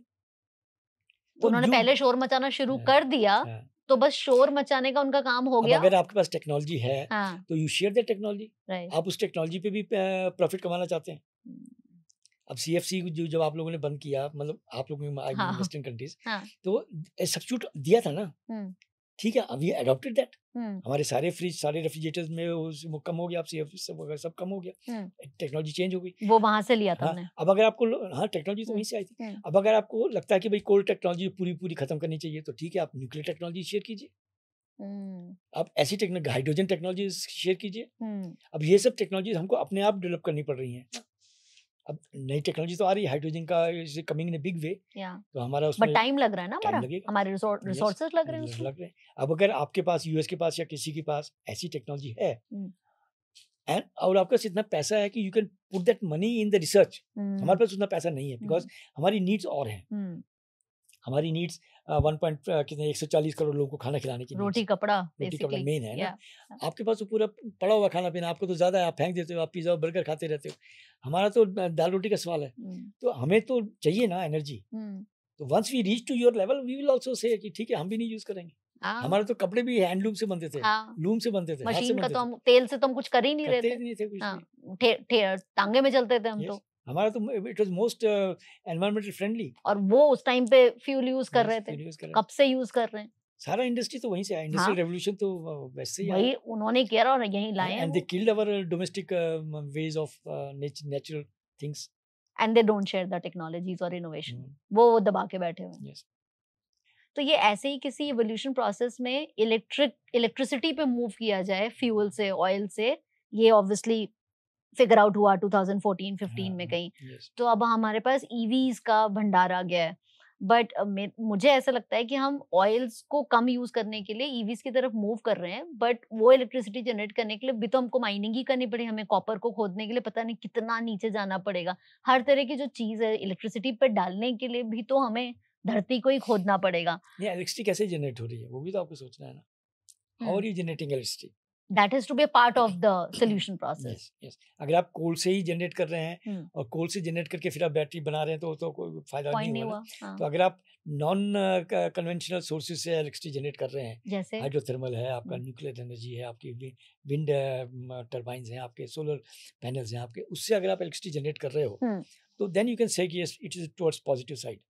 जैसे अब हाइड्रोजन टेक्नोलॉजी आ रही है, अगर हाइड्रोजन टेक्नोलॉजी से आप गाड़ियां चलाते हैं, तो उसमें आपको माइनिंग तो नहीं करनी है किसी चीज की, हाइड्रोजन इज इजीली अवेलेबल, तो वो ऐसी चीजें जो हैं जो सस्टेनेबल हैं, जो नेचुरल रिसोर्स हैं लेकिन रिप्लेनिशेबल है, पानी है, जैसे पानी तो रेनफॉल होगी तो पानी आपके पास है ही है, आ जाएगा, तो इस तरह की चीजों से अगर आप एनर्जी निकालते हैं, तो दैट इज सस्टेनेबल, उसमें आप एनवायरनमेंट को उतना खराब नहीं कर रहे हैं। लेकिन अगर आप एनर्जी कर रहे हैं, फ्यूल से निकाल रहे हैं या कोल से निकाल रहे हैं, तो that is not 100% safe method, I say वही बड़ा पैराडॉक्सिकल सा है, सिचुएशनल है, कि मरता क्या नहीं करता वाला। नहीं, आप देखिए ना, इलेक्ट्रिकल व्हीकल जो है सब एवरीथिंग इज गुड, लेकिन उसकी जो बैटरी है वो उसकी लाइफ कितनी है, और वो फिर कहाँ जा रही है डिस्पोज होके, वो डिस्पोज कैसे हो रही है, that is a big question. वो तो बायोडिग्रेडेबल है नहीं। और उसमें जो इलेक्ट्रिकल उसमें जो भी आपके रियर अर्थ मिनरल्स यूज हो रहे हैं, हाँ। वो दुनिया में कितने हैं?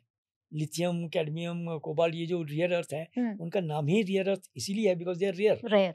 वो इतने इजीली अवेलेबल नहीं है जैसे आयरन है या कोल है या कॉपर है या और चीज जिंक है। करेक्ट। उतने नहीं है, रेयर है। हाँ। अब जब चीज जो रेयर है उसका मतलब है अगर आपको 1 टन आपने रॉक निकाली जमीन में से, तो उसमें हो सकता है आपको 10 ग्राम या 20 ग्राम या ऐसा कुछ मिले, 100 ग्राम्स मिले, या है ना? तो कितना आप खोदोगे तो Yes. आपको ये इतना सा Yeah, मिलेगा। that is why they are rare. Right.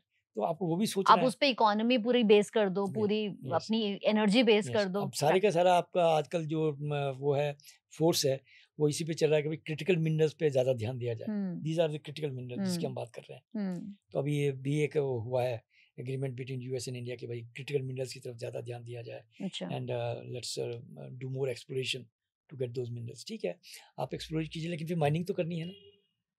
तो माइनिंग के फिर अपने इल इफेक्ट्स होते हैं। तो बेटर तो यही है कि आप ऐसा सोर्स निकालिए जो जिससे एनवायरनमेंट पोल्यूट ना हो। आप नॉन कन्वेंशनल सोर्सेज को ज़्यादा यूटिलाइज कीजिए। अगर वो हो जाता है तो नथिंग लाइक दैट, सोने पे सुहागा है। But I'm very surprised when you say that we are very early in this research. Like I won't say. Yes, we started very late. The word was way back. They started in 57, 58. We started in 80s. We were having a time 20, gap of 25 years 25 later. years. But then we caught up very fast. Now India has practically 3 stations in Antarctic. We have Dakshin Gangotri. We had, of course, it went. That was the first one. That was the first one in 83 onwards. Then when it went under the snow and the ice, 88, 89, we had another station. That was Maitri. Maitri, and Maitri was constructed in 87, 88, and it's still continuing. It's in good shape. Yeah. And then in 2012 we had the third station, Bharti, and it's 3,000 kilometers apart from Maitri. So the distance you have to imagine, 3,000 kilometers roughly. To be exact, maybe 2007 or something like that. But it is that far away. So when we are talking of a continent like Antarctic, which is of the size of this US and India put together, it's nearly 14 million square kilometer. And in winters it doubles because all the sea which is frozen becomes ice. It becomes part of that Antarctic continent. So it's called a fluctuating continent. You know that during summer it's only 14 million square kilometer. In winters another part of 10 million square kilometers, which is frozen sea, gets adds up, gets attached to the continent. Wow. So such a huge continent, and when we were having data only from one point, Maitri. So that's what we thought that okay, let us have some other place also for getting there. Because it's so big. You can't depend on one point. One point observation. So Bharti was there. And then now again they have started one more small field station sort of a thing. Okay. Which is around 200 kilometers away from Bharti. They call it Samarth. It's basically a station for the collecting geological data, earth science data. That's on the South Pole. Then what are the research stations, or is there any kind of research happening at the North Pole? Yeah, India is in the North Pole also, in the Arctic also. There's a place called Svalbard, if you have heard of that. Yeah. We had a treaty signed long back in 1912 or 20. I'm forgetting the year. Sure. I think it was 1920, if I'm not wrong. Way back. And then it gave us the right to go to that area and explore. So way back in 2007, we started our reconnaissance survey of the Arctic, and then we found that yes, we can go there. The Norwegians were very helpful to us, the Norwegian Polar Institute, our counterpart. Then they helped us, and then we established a station there. Wow. It's called Himadri.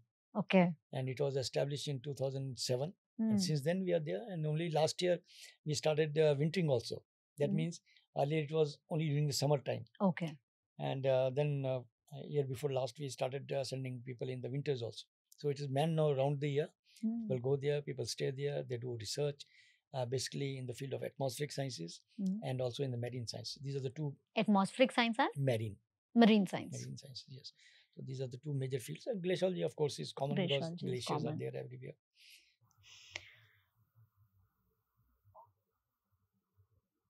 On a ground level, आपने अपने आसपास में last 10 साल में कौन से ऐसे changes देखे हैं which is clear signs of disaster? Glaciers. Actually, I've been fortunate or unfortunate that I've been seeing what is happening in Arctic, what is happening in Antarctic, what is happening in Himalaya, all three poles.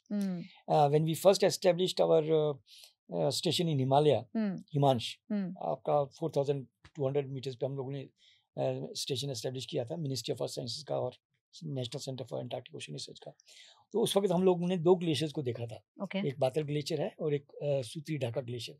ये पास पास में है, बीच में एक छोटा सा moraine एक ridge है, उसकी एक तरफ में एक ग्लेशियर है, दूसरी में दूसरा ग्लेशियर। तो इसका जो स्नाउट है, या जो जिसको हम आप उसको snout and part of the glacier जो जमीन के साथ में आ जाता है, उसको हम मैपिंग करते हैं। ठीक है, उसकी हम लोगों ने मैपिंग की 2013 से स्टार्ट की। अभी 2010 साल हो गए। और वो हम देख रहे हैं कि वो पीछे चला गया, उसने लैंड एवरी को छोड़ दिया। और जहाँ पे उसने छोड़ा वहाँ पे छोटी छोटी वेजिटेशन आ गई, लाइकेंस आ गए, कुछ जो भी आपकी जो ग्रोथ होती है इसमें आती है, वो ग्रो हो गई। ये तो देखी बात। ऐसे ही अंटार्कटिका में एक जो आइस कैप या आइस शीट जो नीचे आती है, जहाँ पे हमारा स्टेशन है, उस एरिया को हम शिरमाकर कहते हैं। शिरमाकर हिल्स कहते हैं। उसके चारों तरफ बर्फ है, एक तरफ शेल्फ आइस है, दूसरी तरफ आइस शीट है, बाएं चाएं सब है। छोटा सा एक ओएसिस है, जैसे मरुस्थल में एक ओएसिस होता है बीच में, है वैसे ही अंटार्कटिका में ये शिरमाकर जो है छोटा सा ओएसिस है। इस ओएसिस में दो स्टेशन है, एक रशियन स्टेशन है, एक इंडिया का स्टेशन। ठीक है। हमारे स्टेशन के पास में एक जो ग्लेशियर जब नीचे आ रहा है, या आइस शीट जब नीचे आ रही है, तो एक छोटा सा वो माउथ बना के नीचे गिर रही है। उसको हम लोग उसको ग्लेशियर ही कह सकते हैं आप, क्योंकि नीचे आ रहा है। तो उस ग्लेशियर का जो स्नाउट है उसको हम लोग मैप कर रहे हैं राइट फ्रॉम 1985 ऑनवर्ड्स। ओके, अभी करीब करीब कितने 40 साल हो गए। तो उसमें हम देख रहे हैं कि वो 20 मीटर पीछे चला गया है। ये हम लोग मैप कर रहे हैं, हर साल जाते हैं, हर साल उसको मैप करते हैं। ये जो आपका 20 मीटर और हमारा 20 मीटर सेम है जमीन पे? हाँ, मतलब ये वाटर इक्विवेलेंट की बात नहीं कर रहा हूँ मैं, जमीन की, मतलब जो हमारे स्केल पे हमारे इंच टेप पे सेंटीमीटर मीटर किलोमीटर वही वाला है ना? वही वाला है। ओके। तो जो ग्लेशियर पहले यहाँ था, अभी 20 मीटर पीछे चला गया। जब 20 मीटर पीछे चला गया तो उसने जमीन छोड़ दी। जमीन दिख रही है जिसके ऊपर उसका स्नॉट बैठा था, वहां पे अब एक लेक बन गई है। पहले एक ही लेक थी, अब वहाँ पे दो लेक्स हैं। और जो हमने मैप बनाया है उसमें हम देख रहे हैं, क्योंकि 85 का मैप भी हमारे पास में है, फिर भी हर एक साल का मैप है। अभी 2025 का मैप भी हमारे पास है। हमें दिख रहा है कि लेक्स बढ़ गई हैं, लेक का एरिया बढ़ गया है, और जो ग्लेशियर का स्नाउट है वो इतना पीछे चला गया। तो ये तो रिकॉर्डेड एविडेंस सामने 10 सालों में दिख रहा है। उसके बाद में अगर आप सैटेलाइट इमेजरी लें, तो कुछ आपकी मिलिट्री सैटेलाइट्स थे अमेरिका के, कोरोना कहते हैं उनको, कोरोना इमेजेस थी, वो 1964 की थी वो। तो वो सैटेलाइट इमेजेस थी। आप उन सैटेलाइट इमेजेस को जो 1964 की हैं, और अभी जो सैटेलाइट्स, अब तो इतनी सारी सैटेलाइट्स हैं, आप इमेजेस एक ही एरिया की इमेज ले लीजिए, जैसे गंगोत्री ग्लेशियर की इमेज ले लीजिए, आप देख सकते हैं कि 64 में वो कहाँ था और 2025 में कहाँ पे। किलोमीटर्स पीछे चला गया है। किलोमीटर, मीटर्स की बात नहीं है, किलोमीटर्स। 64 में और अभी में, I can't tell you exact, but it is in the scale of kilometres, not in metres. So ये पीछे जाता जाता जाता एक दिन शायद लुप्त हो जाएगा, क्योंकि गंगोत्री ग्लेशियर बहुत बड़ा है, बहुत बड़ा है, तो हमारी लाइफ टाइम में तो खत्म नहीं होगा। पर छोटे ग्लेशियर जो हैं, जो 500 मीटर के हैं या 1 किलोमीटर के हैं, they will definitely vanish. So glacier vanish हो रहे हैं, जो भी जितने भी वैनिश हो रहे हैं, उससे क्या नुकसान हो रहा है कॉमन मैन को, हमें इंडिया में? देखिए, ग्लेशियर अगर नहीं रहेंगे तो आपका जो कुछ ग्लेशियर्स ऐसे हैं जो जैसे इंडस बेसिन वगैरह के हैं, वो they are the main source of water to the perennial rivers. जो हमारी रिवर्स हैं जो हिमालय से आती हैं, उसमें अलग अलग सोर्स से पानी आता है। बारिश से आता है, स्नोफॉल से आता है। बारिश तो होती नहीं ऊपर, स्नोफॉल ही होता है, मेल्टिंग ऑफ स्नो से होता है, लेकिन ग्लेशियर उसमें one of the major component. अब अगर वो ग्लेशियर का जो उसमें पानी आ रहा था वो खत्म हो जाए, तो रिवर का जो इनपुट है वो तो हाफ रह जाएगा ना। जितना रिवर दे पाएगी उतना ही देगी, और रिवर उस लेवल पे तो सूख ही जाएगी, मतलब पानी नहीं है। बाकी जो पानी आपका ग्राउंड वाटर से आ रहा है, या जो स्नोफॉल अगर हुआ, क्योंकि स्नोफॉल का भी इंटेंसिटी कम हो रही है। There is a record that जो पहले स्नोफॉल होता था, जब विंटर का जो टेम्परेचर है वो बढ़ रहा है। इनिशियली क्या होता था कि विंटर में टेम्परेचर बहुत नीचे चला जाता था, अब वो वाली भी टेम्परेचर बढ़ गया, वो भी बढ़ गया। अगर पहले -5 था तो अभी 0 पे आ गया। तो जब आपका टेम्परेचर बढ़ेगा, स्नोफॉल कम हो जाएगा।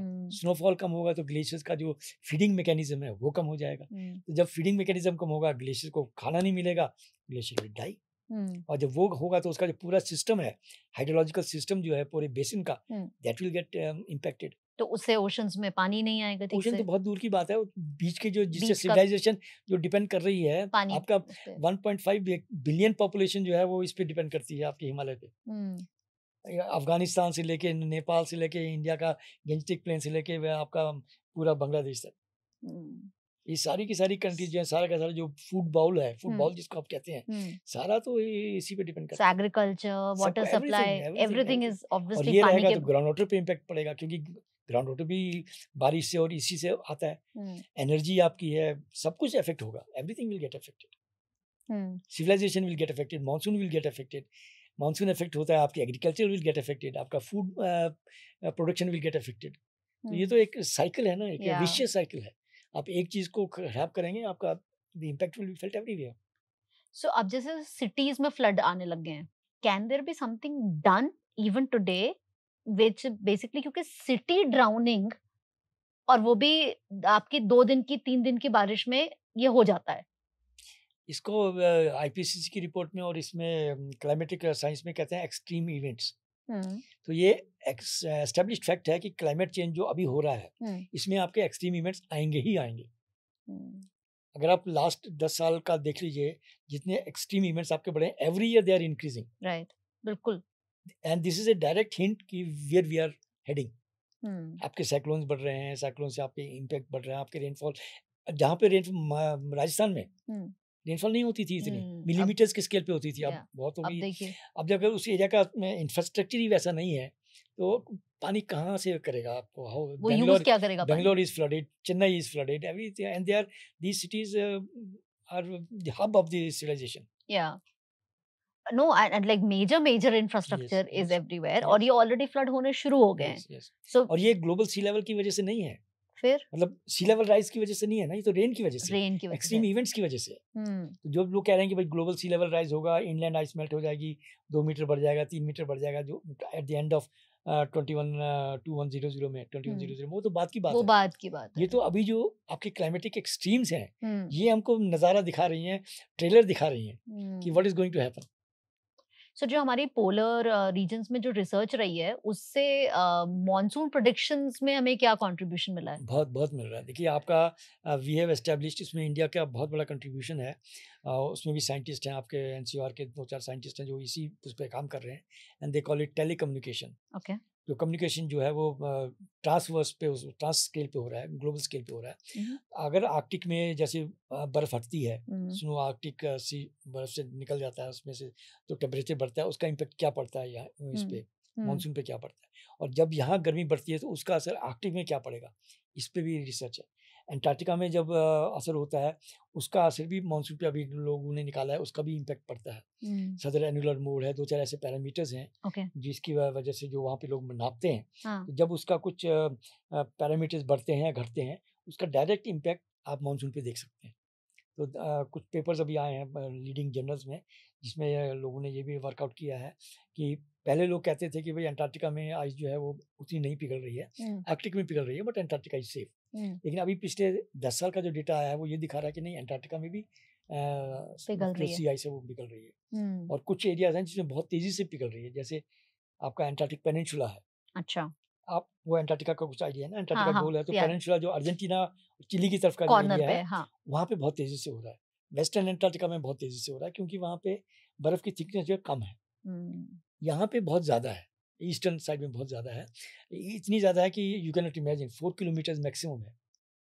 4 किलोमीटर्स थिकनेस है at the maximum on an average 2 kilometre के करीब होगी, but at the maximum spot जो है उसकी 4 किलोमीटर के करीब है। तो वहाँ पे इतनी ज़्यादा बर्फ है, लेकिन जो आसपास का एरिया सी में उसमें इम्पैक्ट हो रहा है, जहाँ पे कम है। हाँ, और जब आपका जो शेल्फ, एक अंटार्कटिका में और एक है, अलग अलग तरह की आइस होती है। एक तो कॉन्टिनेंटल आइस है जो आपके कॉन्टिनेंट के ऊपर बैठी है, दूसरा एक शेल्फ आइस है जो सी के और उसके बीच में है, जो समुद्र पे तैर रही है, शेल्फ है। जो शेल्फ आइस है उसने उसको रोका हुआ है, कॉन्टिनेंटल आइस को रोका हुआ, उसको बट कर रही है, वो उसको बह ना जाने से रोका हुआ है, एक तरह से रोक रही है। अगर आपका शेल्फ टूट जाता है, गिर जाता है, तो उसका जो फ्लो है वो आप उसके सामने से कुछ चीज हटा रहे हैं, जो डैम हटा रहे हैं, उसके ढाल हटा दिया, एबटमेंट हटा रहे हैं, तो इट विल गो डाउन। तो उसमें जैसे अभी आपका लार्समैन शेल्फ है आपका ईस्टर्न, इसमें वेस्टर्न अंटार्कटिका में, अंटार्कटिक पेनिनसुला में, वो बहुत तेजी से टूट रहे हैं। तो उसकी बार बार इमेजरी आ जाती है कि इतने 100 किलोमीटर टूट गया, इतने 1000 किलोमीटर टूट गया, and it is not in metres, वो किलोमीटर्स में होता है, एक कंट्री के साइज का होता है। एक शेल्फ कंट्री टूटा तो की एक साइज का। एक छोटी मोटी कंट्री के साइज का होता है। माय और जब ये गॉड, टूटते हैं समुद्र में आ जाते हैं, फिर ये धीरे धीरे उसके उनके फर्दर पीसेस होते हैं। पीसेस होते हैं, फिर ये आइसबर्ग बन जाते हैं। आइसबर्ग बन के ये समुद्र में चारों तरफ घूमते रहते हैं, फिर धीरे धीरे हॉट एरियाज में आके मेल्ट होके खत्म हो जाते हैं। तो लेवल राइज हो जाएगा। Level rise। सो जो इतनी रिसर्च हो रही है, उससे हमारी मॉनसून की प्रिडिक्शन क्वालिटी इम्प्रूव हुई है। डेफिनेटली आपको लगता नहीं कि आईएमडी की प्रेडिक्शंस बहुत बेटर होगी? बेटर तो हो आईएमडी गई। के जितने पैरामीटर्स थे हम्म उसमें पहले सी आई का पैरामीटर नहीं था, अब हम्म उसमें ये भी आ गया है। हमारा एक सेंटर है, हमारा means ministry of earth sciences का, हम्म आईआईटीएम करके है, Indian institute of tropical meteorology है। फिर आपका दिल्ली में एक है, नोएडा में एक है, national centre for medium range forecasting है, आईएमडी भी है। तो ये तीनों जो है डिफरेंट मॉडल्स रन करते हैं। ओके। तो ये डिफरेंट डेटा उठाते हैं हर एक जगह से। तो पहले वो आपका ऑटोमेटिक वेदर स्टेशन से डेटा उठाते हैं, टेम्परेचर का, ह्यूमिडिटी का, बाकी चीज़ों का, विंड का, समुद्र के टेम्परेचर का। अभी इन्होंने सी आइस का डेटा भी उसमें डालना शुरू किया है, अपने मॉडल्स में डालना शुरू किया है, ताकि ये देखें कि उसका क्या असर पड़ता है। And they are constantly refining their models, अपने मॉडल्स को इम्प्रूव कर रहे हैं, और वो सारे मॉडल्स अभी काम में आ रहे हैं। So where are we compared to the global standards in At par. predictions? At par, even better. आपके साइक्लोन जो आए अभी, जो आपके गुजरात वगैरह में साइक्लोन आए लास्ट टाइम 2-4 साल पहले, उसमें our prediction was far far better. एक भी डेथ नहीं होती। आप देखिए पिछले 5-6 साल में how fast we have improved. पहले साइक्लोन आता था, पता Yeah. चला इतने लोग मर गए, ये डूब गया, वो मरने डूब के गया। बाद ही पता अब चलता तो था। टचवुड नहीं पता, लोग एडवाइजरी इशू कर देते हैं, इनको फिशरमैन को बोलते हैं आप समुद्र में मत जाइए, अंदर मत जाइए, लोगों को वहाँ से एवैक्यूएट कर लेते हैं, तो डेथ नहीं हो पाती। Yeah. तो this is a positive sign, और ये इसीलिए पॉसिबल हो रहा है कि आपकी फोरकास्टिंग कैपेबिलिटी बढ़ गई है। Nice. You have increased your capabilities. That's a relief to know. That's a relief. That's a positive relief of how Yeah. science can be helpful to the society. Yeah. मतलब at least जो हो रहा है, but अगर prediction is available on time, तो एक chance तो है Yes. कि लाइफ को बचा ले। जैसे आपका फिशरमैन है, हाँ, अब सपोज कीजिए वो एक छोटा ट्रॉलर लेके जा रहा है समुद्र में, 25 किलोमीटर 30 किलोमीटर जा रहा आगे निकल है, गया। और उसको कुछ मिल ही नहीं रहा, उसको हाँ। फिश ही नहीं मिल रही है। हम्म तो ये लोग जो हैं, ये अपना सैटेलाइट से उसको फिशरी एडवाइजरी कहते हैं। ओके। वो आपको बताते हैं कि भाई आप इस एरिया में जाइए और इतने किलोमीटर पे जाइए, आपको फिश का अच्छा स्टॉक मिलेगा। That's They again can track they can the fish track. movement there. Yes, they tell you कि okay, go to that area. It's called advisory.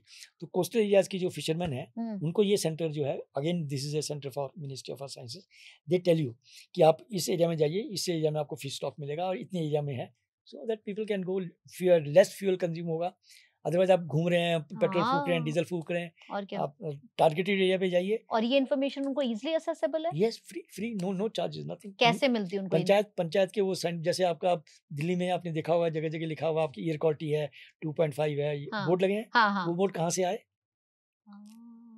They are also advisories given by the same centre, IITM of build बनाया उन्होंने ही है, पूना से major centre. तो अब तो वो fisherman community को पता ही फिशरमैन होगा, को भी ऐसे मिलता है, उनको नंबर्स पता है कहाँ उनके पे क्या पंचायत का जो बोर्ड है वहाँ पे उनको बोर्ड में आ जाता है, अपडेट रहता है। उनके मोबाइल पे आ जाता है कि जो जिसने भी वो कंट्रीब्यूट किया है ऐप को, उनके ऐप पे आ जाता है कि ये है, आप जाइए और अपना फिशिंग कीजिए।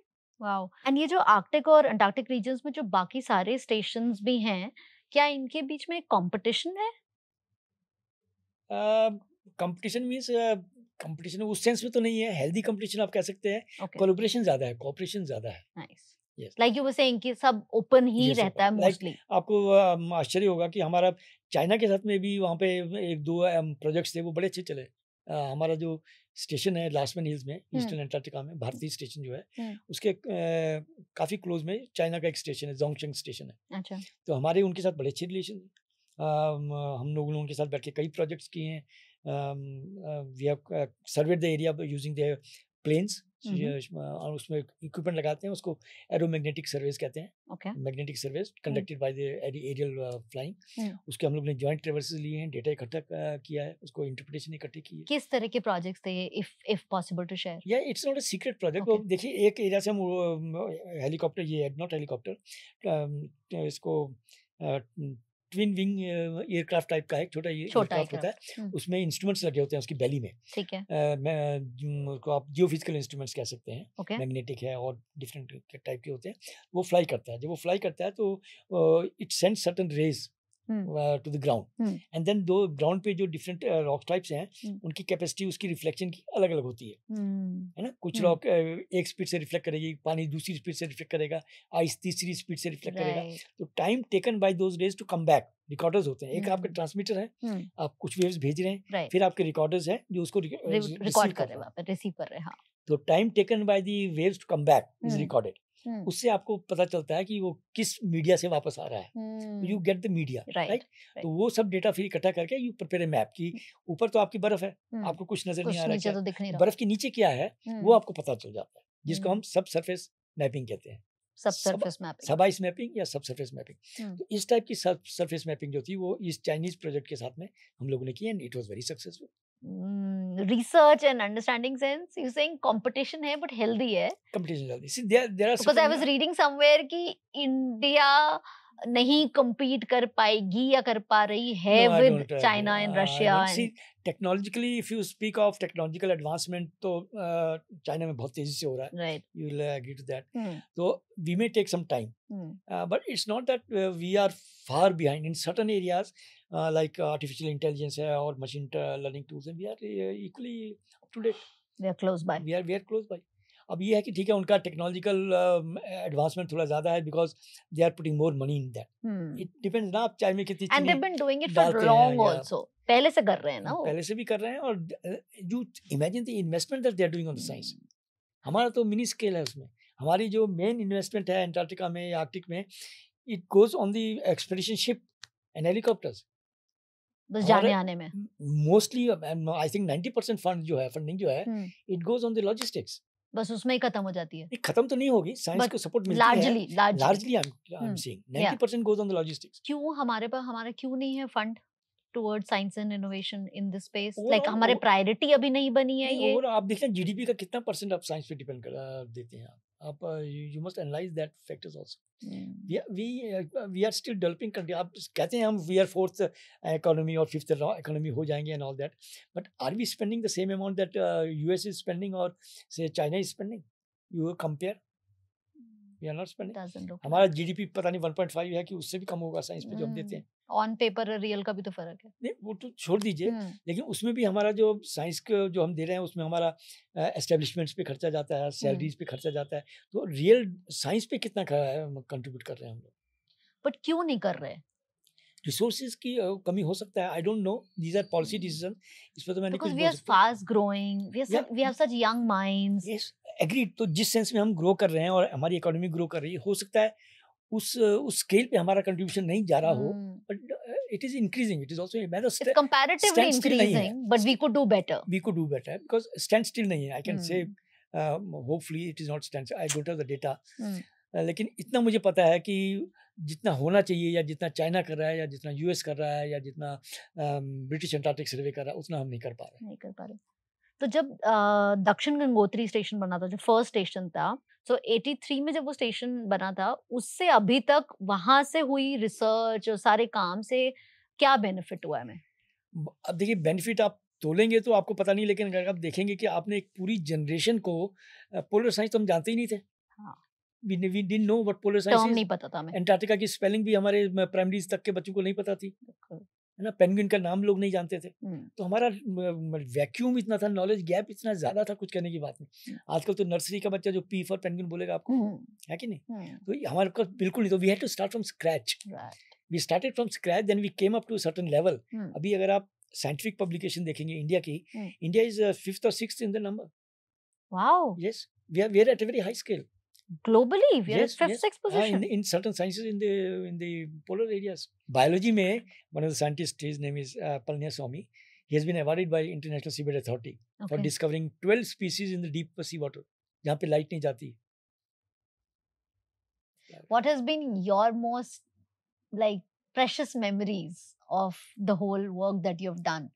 The kind of discoveries that you have been a part of? Or the trips or some events? Yeah, every trip had its own beauty, you know. First time when I went in 87, I was fresh. वो penguin देखने में ही बहुत बड़ा वो लगता था कि it's my the first time I have seen a penguin.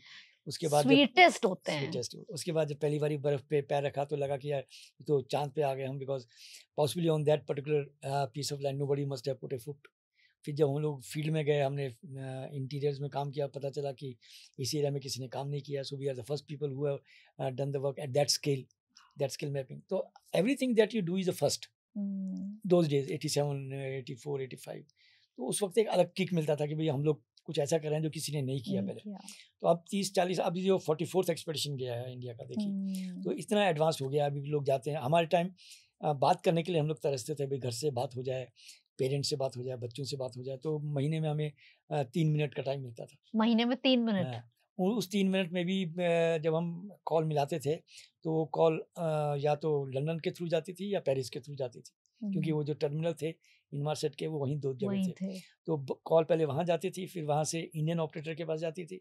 तो जब हम उसको समझाते थे कि भाई हम यहाँ से बोल रहे हैं, तो वो आउट ऑफ क्यूरियोसिटी ही यूज्ड टू आस्क अस कि अटलांटा है, then we say no not Atlanta, then he would start asking question. तो हम उससे बोलते थे भैया थोड़ा बात करा दो पहले, उसके बाद आपसे बात करेंगे। आपसे बात कर लेंगे, घर से बात by the time you are connected to your family, 1 या 1.5 मिनट बचता था उसमें सबको, हाँ आप ठीक है, मैं ठीक हूँ, बात खत्म हो जाती। अब तो you can send a WhatsApp, you can send your images, you can I read wifi is there now, wifi, you can chit chat, and that sort of the जो आपका डिस्कनेक्ट था वो खत्म हो गया। अब वो आइसोलेशन खत्म हो गया। हमारे टाइम तो एकदम आइसोलेटेड रहते थे लोग। कुछ लोगों को विंटर में जो थे वो पागल जैसे हो जाते थे कि क्या करें क्या नहीं करें। उनको एंगेज रखना पड़ता था, उनको किसी न किसी एक्टिविटी ढूंढ के, we have to keep them busy. नहीं तो आदमी का क्या इमेजिन करेगा। आप सोचिए अगर 16 महीने अकेला है और उसको घर की याद आ रही है, और यंग है, उसके बीवी बच्चे हैं, या पेरेंट्स बूढ़े हैं, एनीथिंग कैन हैपन। तो हुआ भी है। Too long period, and then you can't go back. किताबें लेके जाओगे वो फिनिश हो जाएंगी, वहाँ पे हैं, मतलब कितनी पढ़ लोगे, कितनी पढ़ेंगे। हाँ। और अगर आपका कोई पेरेंट ओल्ड है, किसी की कुछ हो जाता है, गॉड फॉरबिड, हुआ भी है, you can not go back, क्योंकि समुद्र तो जम गया है, फ्लाइट आएगी नहीं, शिप आएगी नहीं, आप जा नहीं सकते हो। तो वो डर भी रहता है दिमाग में कि अगर कुछ हो गया तो क्या करेंगे। इमरजेंसी में कोई कुछ नहीं कर सकता। People have died there and they had to be kept there till the passage could be arranged. There was a gentleman, our colleague, he was a meteorologist, Valli, his name was Kuldeep Valli. He died in June. June is the peak period of winter and darkness in the Antarctica. So Jio scientist के training and development पे आपने काम किया हुआ है, right? तो हमारा जियो scientist का जो लेवल है वो ग्लोबल स्टैंडर्ड से वेयर आर वी, और अगर जियो साइंटिस्ट बढ़ जाते हैं इस फील्ड में और लोग आ जाते हैं, ट्रेन हो जाते हैं, तो व्हाट इज पॉसिबल? तो there is a scope of people कि अगर आपके पास ज़्यादा जियो साइंटिस्ट आ जाएं और एक्सप्लोरेशन प्रोग्राम बढ़े, स्टेट्स का बढ़े, क्योंकि हमारा जो मिनरल पॉलिसी है वो कुछ मिनरल्स ऐसे हैं जो स्टेट के लिस्ट में हैं, कुछ मिनरल्स हैं जो सेंटर के लिस्ट में हैं, हाँ, है ना? तो डिवाइडेड है। तो जो मिनरल्स स्टेट के उसमें है, उसमें स्टेट को आगे आना चाहिए, एम्प्लॉयमेंट बढ़ाना चाहिए, पर्सनल्स को ज़्यादा वो करना चाहिए, एजुकेट करना चाहिए, एम्प्लॉय करना चाहिए, सो दैट बेसिक एक्सप्लोरेशन बढ़े। तो आपके जो मेजर एवेन्यूज हैं मिनरल्स के, जैसे लाइमस्टोन है, मार्बल है, सैंडस्टोन, बाकी रिफ्रैक्टरीज, इस तरह के जो मिनरल्स हैं उसका एक्सप्लोरेशन बढ़े। और सेंटर के अलग से मिनरल्स हैं, जैसे आपके एटॉमिक मिनरल्स हैं, रेयर अर्थ मिनरल हैं, इनके जो स्कोप है वो बढ़े। तो एक्सप्लोरेशन बढ़ेगा तो आपको आपके रिजर्व्स बढ़ेंगे, आपके रिसोर्सेज बढ़ेंगे, आपके रिसोर्सेज बढ़ेंगे तो आपकी इंडस्ट्रीज बढ़ेंगी, इंडस्ट्रीज बढ़ेंगी तो आपका जीडीपी बढ़ेगा, आपकी ग्रोथ होगी। चाइना का क्या हिस्ट्री है? China has done only like this, done like that only. Thank you sir. This was like my at least 5 years of learning जो आपने बैठे बिठाए मुझे सामने से बता दी। Very very grateful, and I hope we can help in getting this information to as many youngsters as possible. And like you're saying that the subject is about earth sciences and nothing matters to any of us more than the earth. So being careful, being diligent about being friendly to our environment. Absolutely, being grateful to what we have. And जैसे आपने बोला कि हम सिर्फ visitors हैं थोड़े time के लिए, to know that we are visitors. Thanks a lot for your time, sir. Thank you. क्या किया जाए यूएस का? हम सबको ही पता है कि यूएस का रोल क्या है पूरे वर्ल्ड इकोनॉमी में और अर्थ साइंस में भ्रष्टाचार फैलाने का। लेकिन आप देखो मिस्टर रविंद्रा जैसे काम, क्वाइट, हैप्पी पोलर साइंटिस्ट भी उसी चीज पे रिएक्ट करा कि एक्चुअली हम तो एक हैंडीक्राफ्ट नेशन है, हमारे पास ऑयल एंड फ्यूल तो अभी आया है, पॉपुलेशन हमारी प्रॉब्लम है, अग्रीड, छोटी प्रॉब्लम नहीं है, लेकिन और कितने 100, 200, 500 साल पहले से कौन इंडस्ट्रियल रेवोल्यूशन लेके बैठा हुआ है, कौन है जो ऑयल जलाए जा रहा है, कौन है जो ऑटोमोबाइल इंडस्ट्री को बढ़ाए जा रहा है? US, of course we all know that. पर मुझे पर्सनली समझिए ये नहीं आता कि हम इतना भाव देते क्यों हैं इस देश को, जबकि ये सिर्फ प्रॉब्लम ही प्रॉब्लम क्रिएट कर रहा है। वर्ल्ड इकोनॉमी को ले लो, अर्थ साइंस को ले लो।